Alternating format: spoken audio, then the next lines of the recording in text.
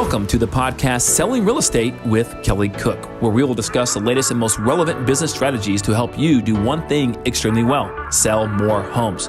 We'll discuss everything from business planning to lead generation and conversion to past client customer service and everything in between.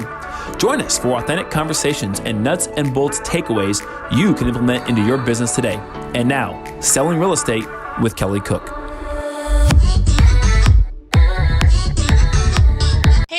Welcome back. It's another episode of Selling Real Estate with Kelly Cook. We've got Kelly Cook in the building. How are you doing, Kelly? I'm doing great, Elizabeth. How are you today? I am wonderful. And we have a very special guest. We have Frank Klesitz of Vyral Marketing joining us today. I know that we have talked about database marketing, really making sure that you're staying connected with your database and why that's so important. We've touched on that on some previous episodes, among other things, but we have kind of the expert in database marketing here today with us. So we're just going to jump right into that, why it's so important to nurture that database for leads, and why video might be a really great way to do it. Let's get into that. Absolutely. I think I have a good way to start it off. The Godfather. Yeah, so you're not held hostage by Zillow. Yeah. Exactly. Yeah, I'm excited to be the Godfather of database marketing here himself today.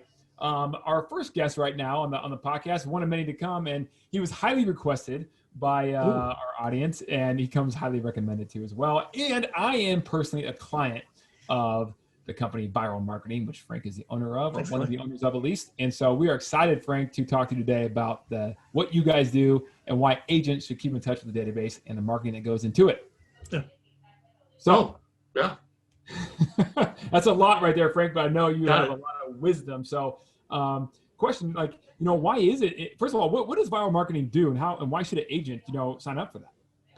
I was going to get into the business of selling real estate out of college, and they said, go talk to people and pick your form of rejection you want.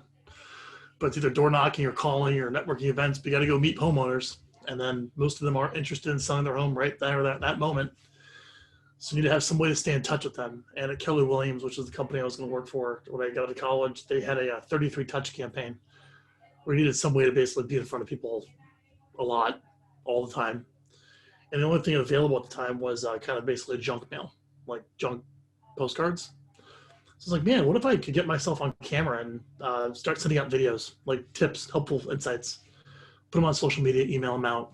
And that was the idea. So today, Kelly, you're a client, and 10, 11 years later, we interview you on a webcam just like this to create a couple helpful educational videos every month.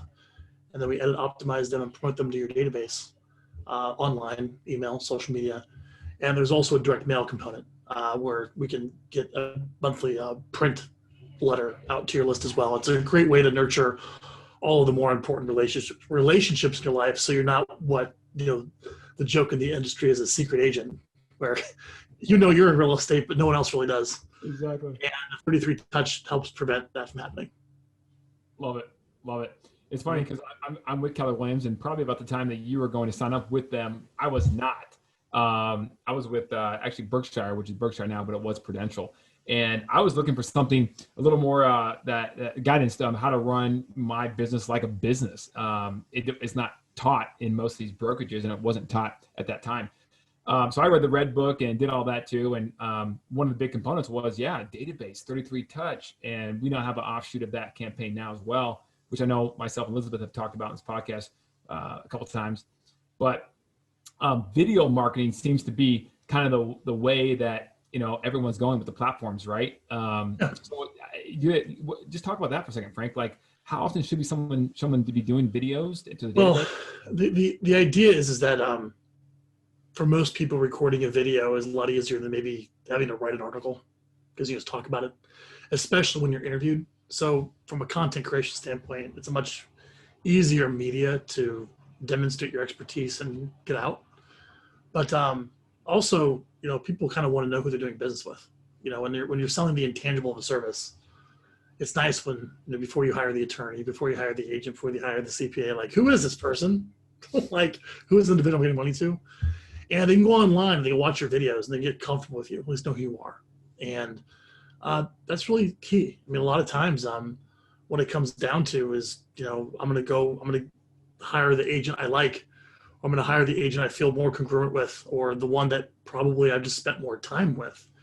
Yeah. And a lot of that time can be spent online just watching your stuff as opposed to like actually being with a person, So I think video, short of like, rankings in Google and all these other reasons why video is better, it's you have to sell yourself online where you have a decent presence on there and people get to know you online first. So people take you seriously when you call and when you meet with them. It's really hard, trying to like just use email and phone, especially with COVID, trying to build a relationship with somebody when you don't have like an online presence where they can like see you and see a photo and videos and everything else, Yep. So if you're watching this, you're not using video yet, you're kind of missing out on, you're not making it very comfortable for people to hire you because you're not using video. And I would recommend the easiest way is to get in front of a webcam like we all are today and have someone interview you like this, where it's a conversation. And it's the easiest way to kind of get comfortable making content, especially when you kind of go like a Q&A route with your videos. And they don't have to be long, a couple minutes. So start putting those on your website, and then you can take it further. You can email them out, put them on social media, and use that content as some type of helpful touch piece for your long-term nurture program for your database, which is your past clients in your sphere and like essentially all the emails you have in your CRMs to communicate with people.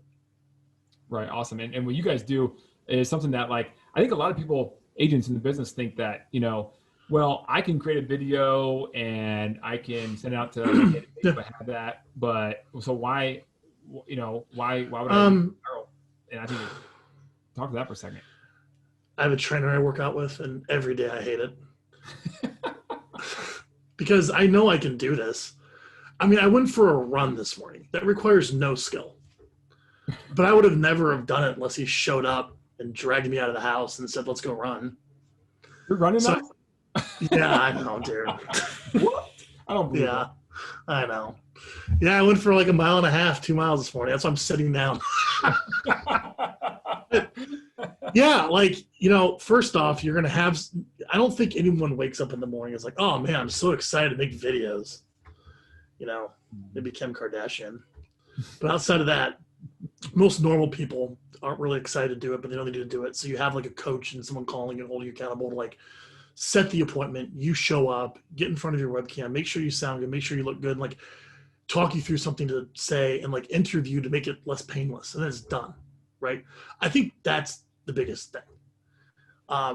That's really the competitive advantage of Vyral, is the human support, the personal trainer, so to speak, of like actually getting this stuff taken care of. And then you have the processing of it. Oh yeah, I mean, you can probably get a lot of that on Fiverr. I mean, the price of that is only going to go down to probably like free or cheap as you have an explosion of services around the world. But what is that? You have to edit it. There's probably a gazillion video editors out there. You can have someone summarize the article. You have to put the email together. You have to post on social media.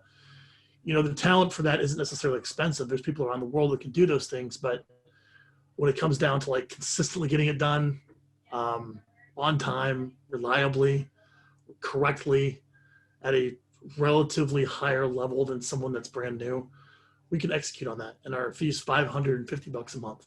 And we interview you once a month to create 2 videos. And then we edit, optimize, and put them out to your list.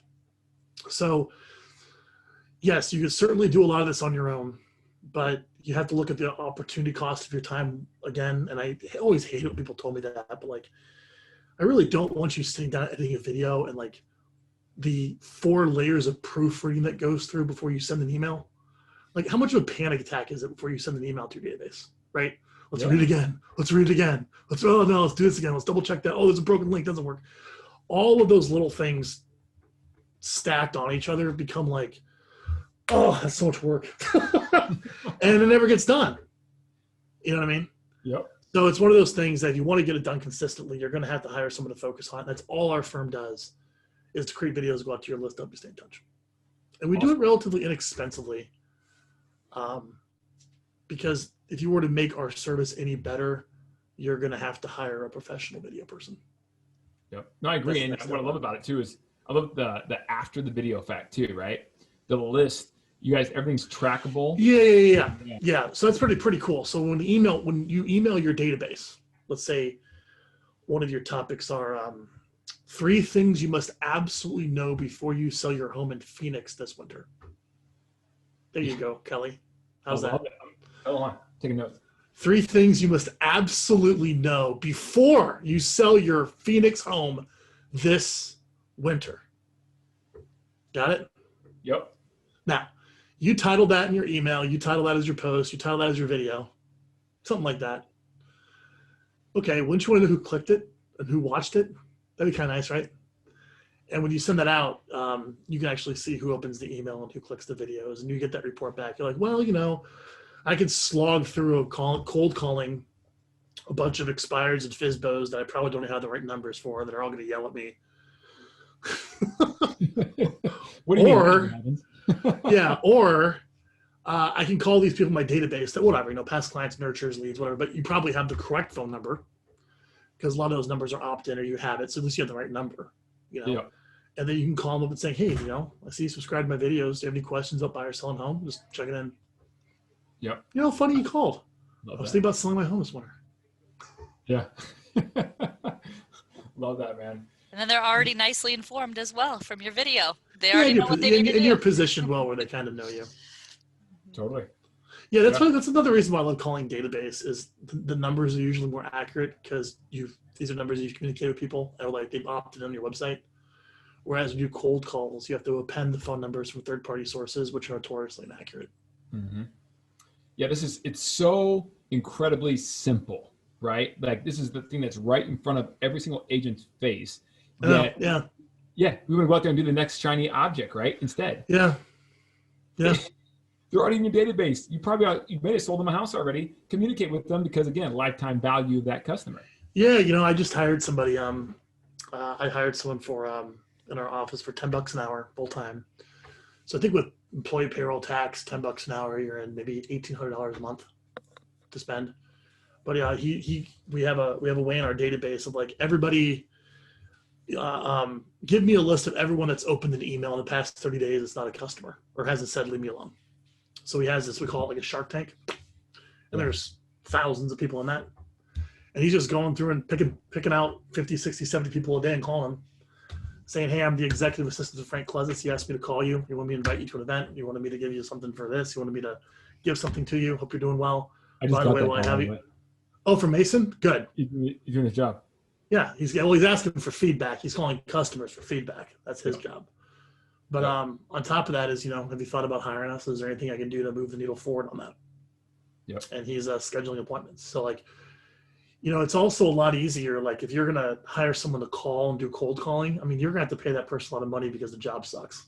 Yep. And you're going to yell that all day long. Whereas if you're going to hire someone to call your database, you don't have to pay that much because the calls are nicer and there's a reason to call. There you go. There's a nugget right there. Yep. It's true. Yeah. You want me to cold call homeowners all day long? Yeah, pay me a fortune. I need a big commission to do that. Right. You want me just to call nice, warm people that are reading your stuff in your database to be kind and, all the numbers are good because they're all opted in, right? Yeah. And it's a lot less expensive and more effective. Which, if you want to talk about that for a second, I mean, you guys offer that service as well, which I've been utilizing for a little while as well. Well, we did. We just canceled it recently. Yeah, COVID, I took a hit on that. I had to cancel that out. But we actually offered for an extra, God, it was cheap. What, $150 a month? Yeah. For extra $150 a month or something, we would call all the people that opened your emails and clicked the links as your executive assistant to see if they're interested in a conversation. Right. Yeah, I had to shut that down.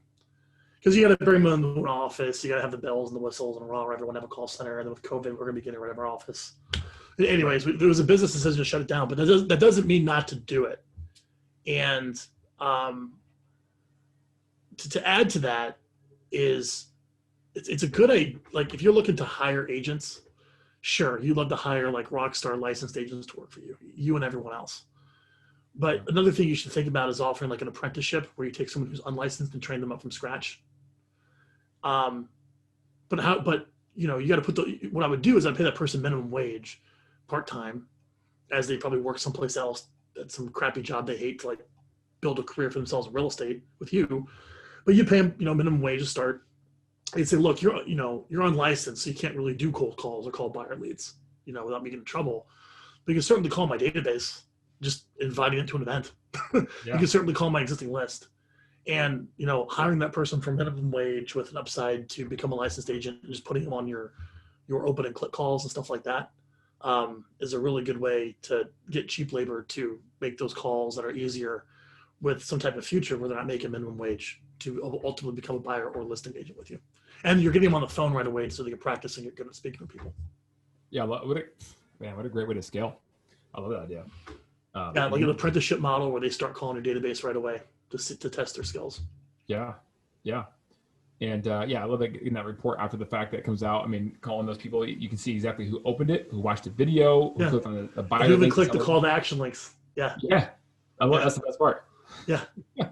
It's nice I just talked to that guy about a month ago, and he didn't say anything about buying, but he's searching homes now. What in the world? Yeah, he clicked that one to search for homes for sale link. Yeah, right. So that's a cool system. So what we teach everyone at Vyral is like, look, pick your form of rejection, or pick your form of risking all of your money on marketing that who knows it's going to work. But you got to go talk to people. You got to go. You can do door knocking. You can do events. You can do cold calling. You can buy third-party leads, which are increasingly becoming more of the employee with them as they move to more referral-based models. You can do pay-per-click, you can do direct mail, you can do Facebook, but you're just trying to have efficient conversations with people that might want to buy or sell a home. But realize most people don't want to buy or sell right now.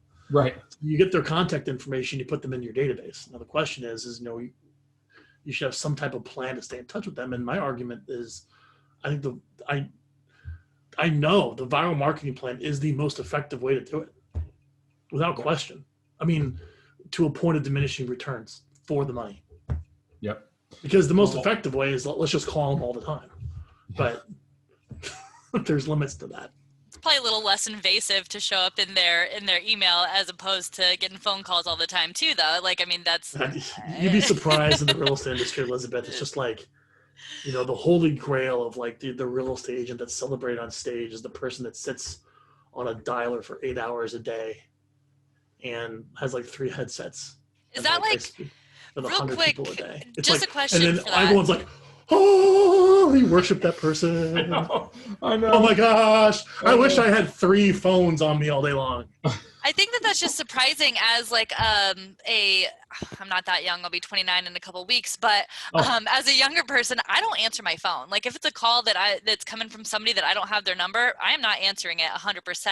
I'm much more likely to open an email. So that's where I think that it's kind of shifting as to where emails are more likely. You're more likely to read an email and get your message across through email as opposed to phones right now. If you're targeting a younger demographic as opposed to older Elizabeth, people. that's why you have to dial 100 people to get 5 people to answer the phone now. I'd probably say if you were to do straight up cold calling, pull a list of the homeowners, append their phone numbers, over time, you would have to dial probably 100 numbers to get 5 to 8 people to actually answer the phone for straight cold calling. Yeah. It's trending that way. Whereas, it's only going to get worse. Yep. So that's why I have the opt-in phone numbers through marketing. And when you do call, you leave a message or you text them, hey, I'm so-and-so with so-and-so. They're like, oh, okay. Now I'll call you back. It's really good. After every single call, you send a text where it's hey, I know you're busy. Totally couldn't answer, but this is who I am. Here's what I want to talk to you about. Hit me back. Yeah. Yep. I love that. So I remember this conversation I had with you, Frank, about Vyral before I signed up many years ago. And you've been with for so long, man. I appreciate you. Yeah, but no, I mean, I appreciate the service that it does and everything you guys do as well. So the question that a lot of people probably are going to have about Vyral, as with anything else when it comes to marketing, is how do I know if I can afford it, right? How do I know if it's the ROI is going to be there and I can afford it and that sort of thing? And I remember what you said, which I knew but didn't think about because it's emotional and you have the money and blah blah blah. You probably don't remember what you said. I don't. I'd be interested. I'd like to give the answer and see if it's the same. I don't know. Okay. You I got my current. I'll give you my answer. This is why I say now. Okay. Because there's lots of ways you can answer that. You know, you have your, well, you know, I don't know, like how much money could, I want to go down that path. The correct answer is like, look, take the last 90 days, take the moving average of your last 90 days of GCI, of your total commissions. Let's say you're making $20,000 a month of commissions. I mean, you're definitely one of the top agents in the country, probably doing at least 25 deals a year. You got $20,000 a month of commissions coming in. If you're going to run your stuff as a business, Kelly, which is what you talked about earlier, you have to think of that, okay, that's like not my income. That's not my paycheck. That's revenue. Very different way of thinking about the money for most people, right? So when you think of it in terms of revenue, because you want to run it as a business, now like you have expenses on that, and there's certain percentages that a healthy business will spend on certain things. So I'll tell you right now, if you're going to be in business as a business, you're going to spend money on marketing. No way around it. Lead generation marketing, call it whatever you want. It should be about 10%. 10%. And like if you're like kind of like really trying to crush it, you don't mind reinvesting profit, you can go as high as 20%, but 10% is pretty healthy. Yeah. So I'd probably say if you're doing $20,000 a month in business, you have a $2,000 a month marketing budget. And I would ask you, are you over that? Are you under that? Are you spending that? Where are you at? And then I would establish a budget as a percentage of GCI. And then I'd say, okay, let's kind of like order your lead sources from the most profitable, but probably like require the most of your time to all the way up to probably arguably the less profitable, but you just write a check and they come in. And the reality is with your marketing budget, the synergistic blend of that is profitable. Yep. Yep. So that's how I'd answer the question. So I like to hear my answer when it was first you. You go, you know, I remember on the phone, you go, hey, you seem like a pretty smart guy. You run your business like a business. I go, yeah. You go, okay, so you keep a P&L and keep books, right? Yeah. So you know your percentages. Oh, I did say that to you? You did. 100%. Oh, wow. I go, yeah, I do. I go, okay. Can you afford an extra $550 a month and still be under the 10% marketing budget that you said you ran? There you go. Yeah. And I already knew the answer. And I'm like, yeah, okay. Do it. Then do it. And I was like, no, that was such clarity because, again, that's why this is not a coaching podcast call, but like that's why you need coaching, someone to get you clear, get you out of your own headspace, right? Because when you did that, it eliminated the emotion attached to it. Dude, that's really, I work inside spreadsheets all day long to make money decisions. And like, I never think about the money. I just think, everything has risk. And I just, like for right now, I think I got an extra $6,000 a month in my marketing budget. Like, I guess one way of looking at it is like, man, I could take that out and have $6,000 extra dollars a month. But that's like not running your shit as a business. You know what I'm saying? Yeah. It's more about like, okay, I got this $6,000 here.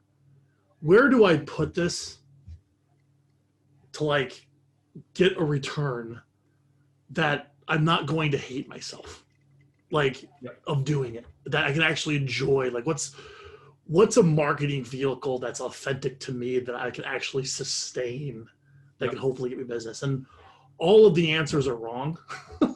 You just try to hopefully find the ones that are less wrong that actually work. I mean, the famous quote, I don't know where I heard this, but it's from like a P.T. Barnum with the circus. He's like, I know half my marketing budget's wasted. I just don't know what half.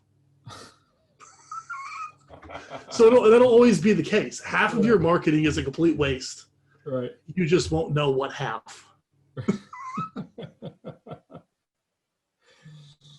But you try to help to make it trackable. But that's how you think about it. I really would you really try your best. And Vyral's one of the ones that's really hard to track because, when somebody comes into your database, they'll have a lead source. I met this guy at the grocery store. Met them, they're a Zillow lead. They're from Facebook. They're from Paper. Like if they're in your database, if they made it into your CRM or spreadsheet, they have a lead source. They came in from somewhere. Yeah. So Vyral is not even a lead source. I'm not adding anyone new to your list on Vyral. I'm marketing to your existing ones.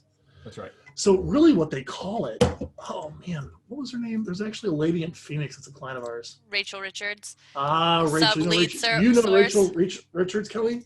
I do. So let's see here. She sent me an email. Here. A sub-source, huh? Can I share my screen, Kelly? Yeah. Turn the screen share. It's me. Elizabeth. This is good stuff for our viewers. Definitely. Yeah, I mean, so your database marketing plan, it's really hard. Like, Should how do let you you know. track the ROI of that? And like, this is getting really in the weeds here, but she uses a program called Sisu, which I highly recommend to check out. Yeah. But she said, by the way, in the last 6 months, 31 is the viral sub lead source for closed. So what happens is they were a Zillow lead, they were a direct mail lead, they were I cold called this person. That's the main lead source. But then they allow you, I guess the language, they allow you to add sub lead sources. So you kind of have, like what else influenced the decision to make them buy. Right. Yeah. And I think what they do with that is, they track, they're run it against like their open and click reports, and then people that have watched their videos, they track it as a sub lead source, so that if a deal eventually comes from that, well, they know that they have been watching the videos as well. So that's a good indicator that that influenced their decision. Yeah, I think there's a service called RealSync that you can sign up for. It's not very expensive. That when we send an email out to your database through Emma, which is our email marketing program. So we grab your data, you grab your email list from all these sources, and we send out the email through Emma to your list. Wouldn't it be nice if all that open and click data was pushed back into your CRM and added to the contact record? Oh. RealSync, RealSynch.com. $20 a month. Is that Scott's? Yeah, Scott's working over there now. Yep. RealSync, RealSynch. So let's say, you close a deal in your CRM and you can see like, okay, this person came in from here. You can see the whole history. Well, look at this. They have been clicking on those emails and watching this stuff. And then probably what you really should do is like just call them up and be like, look, the fact that I'm making these videos make any damn difference, the fact that you actually hired me or worked with me. And if they say yes, that's absolutely a sub-lead source. Yeah. We get that all the time with radio. Matt Wagner runs a company called Radio and Television Experts, and he has these top agents in various markets spending ridiculous sums of money on endorsements and radio and television ads. And he's, some agents do really well at it and some are struggling at it. But the ones that are doing really well at it, Matt usually says many of them are viral clients or doing something like viral. They might be a client of ours, but just like it because, like, he's like, look, for most people, maybe you're like a more educated crowd. You hear a radio ad, Kelly Cook, gotta hire this guy. He's amazing. Yeah. I don't think they're necessarily going to call the number and say, come on out and list my house. Right. That's right. They're going to Google you. Right. You know what I'm saying? And they're going to check you out and learn more about you. They're going to, a lot of the radio and television ads spark Google searches. Yeah. And when your videos pop up and your online presence pops up, it gives you the credibility, and then they convert. Yeah. So a lot of your mass advertising needs to be backed up with a really good online presence. That's right. That's right. Yeah, very similar. Like we use Yelp, right? And leads that come through Yelp. But the interesting part is that's a high conversion rate for us. Yelp's are great leads. Yeah, because they already feel like they know you, right? Yeah. There's a lot of trust there. They read the reviews. They called you from Yelp. Those are really good leads. Yep, absolutely.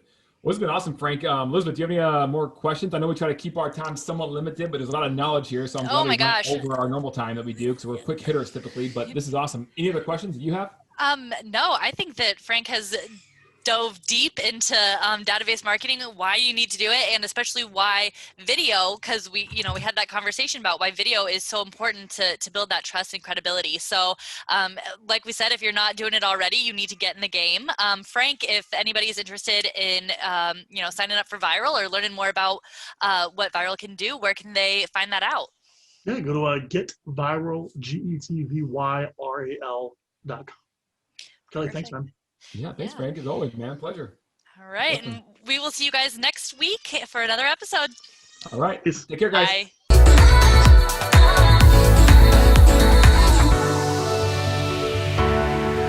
Welcome to the podcast Selling Real Estate with Kelly Cook, where we will discuss the latest and most relevant business strategies to help you do one thing extremely well: sell more homes. We'll discuss everything from business planning to lead generation and conversion to past client customer service and everything in between. Join us for authentic conversations and nuts and bolts takeaways you can implement into your business today. And now, Selling Real Estate with Kelly Cook.